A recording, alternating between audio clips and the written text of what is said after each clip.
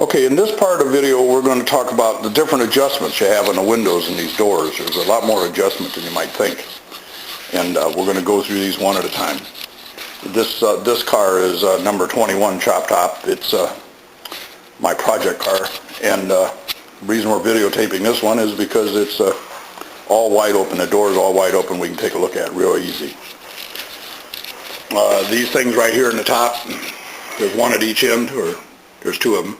They adjust these pads on the inside. These pads here on the inside of the window, they adjust just the inside pads.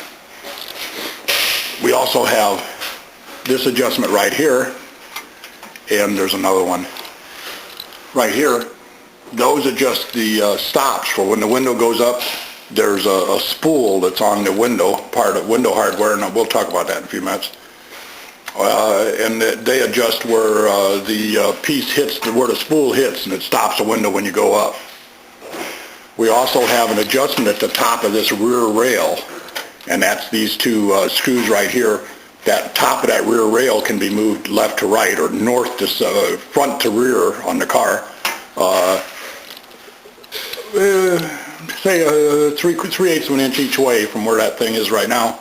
That moves the window forward and rearward in the door, fore and aft, if you will, and that comes in handy sometimes. This adjustment's one I have to show you from both sides of the door. It's this adjustment right here. It moves up and down, and it's right here above the armrest thing on the inside of the door. And what it does, kind of hard to see, but the rear scissors, when you have that thing and you need to adjust it, it adjusts the scissors track, the lower rear scissors track up and down. And what that does is it adjusts the level of the window as it goes up and down. It adjusts whether it's going up and down parallel or straight, or if it's if the window is cocking. That's a pretty neat adjustment, and it also aids in when you're setting your spool adjustments here too. Try to take a view of it from the other side. It adjusts this rail right here, right where my finger is. It adjusts this rail up and down on this end, and that adjusts the window for how it goes up like this. You know, the level, if you will. Okay, one more adjustment we have, and it's again on this rear rail. Remember, we talked about it before. It'll adjust fore and aft in the car to move the window forward and back. And then we also have an adjustment, looking up from here, we have an adjustment, this screw and this screw over here. You loosen those up, and this arm will come towards the outside of the car or the inside of the car. That helps to move the window in and out. It helps to adjust the top edge of the window, if you will, to where it's up against the seal, or if it's back away from the seal. In other words, too tight or too loose against the seal. You can just loosen up these two screws and move this out in some cases, or in some cases if you need an adjustment in that area.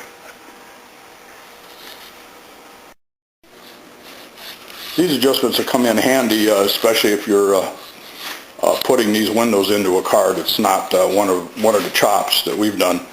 And they may come in handy doing chops that we've done. We've been doing them for several years, so and the windows are pretty uniform from window to window as far as we've inspected. But the adjustments in your doors are different from car to car, you know, as far as where they're set to start out with. Another thing I want to discuss is the door seals, the seals around the door frames. I'm going to show you several seals, and some of them are worn out to start out with. Some of them have different configuration, like especially up in here. Some of them, see how this one here's got a little ramp going in here. These things are 20 some odd years old. They've been used for years, and from car to car, some of them are worn, and some of them have been exposed to a lot of sunlight, and you know, the rubber's breaking down, if you will. So far, we've been able to use these rubbers on just about every car we've done, without having to replace the rubbers, but some of them are in worse condition than others, so you just got to be careful and take your time and patience in adjusting. Okay, here's another window seal. This is an 88 Fiero that we have in here for a V8 swap. We're not doing a chop to this. This car hasn't been chopped or isn't going to be chopped. But for example, you can see the difference between the last rubber that I showed you and this one. See, this is flattened out back in here. I don't know why. Hard to say. But it's flattened out back in here. You can see it's...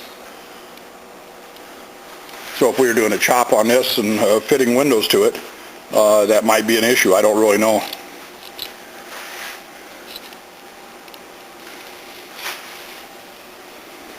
I'm going to show you something else here that we got going on. If you put your finger up here to this drip rail on a stock Fiero, which is this, that's what this is, and stick your finger in here against this metal that holds the rubber, and up against the drip rail, put your finger in there and run it down along like this, you'll find that the gap gets wider right about here. The stock Fiero window tilts in right there. And then as you run down here, you'll see that it maintains that tilt in, if you will. For some reason, the stock Fiero windows, and I've noticed this since we started this window project, is the stock Fiero windows are tilted in right here just a little bit.